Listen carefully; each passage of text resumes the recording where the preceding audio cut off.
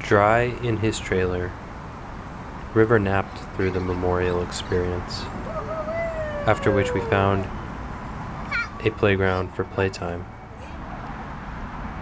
And watching River there, I began to feel more optimistic about the future of our human species.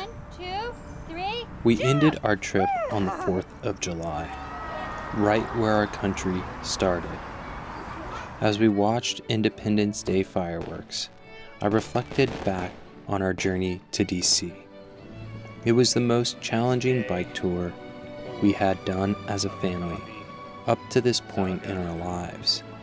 Initially we struggled, but as the days ticked slowly by, we embraced the challenges and completed a journey of America's longest and most continuous segments of protected bikeways.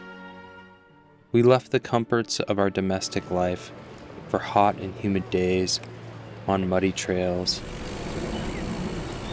In parenting books, authors talk about the paradox of the longest and shortest time when referring to how slow, tough moments like a poop explosion can feel in the moment, compared to how fast you perceive the time passing when you reflect back on how much your child grows in the first few years of life. On the trail, many days on this trip felt like the longest time. Reflecting back, it felt like a short time. The hard moments do not feel as bad as they did in the moment, and the joyful parts, like playing with River at the parks we stopped at along the way, still fill my heart with love. Hey, are you having fun? Yeah.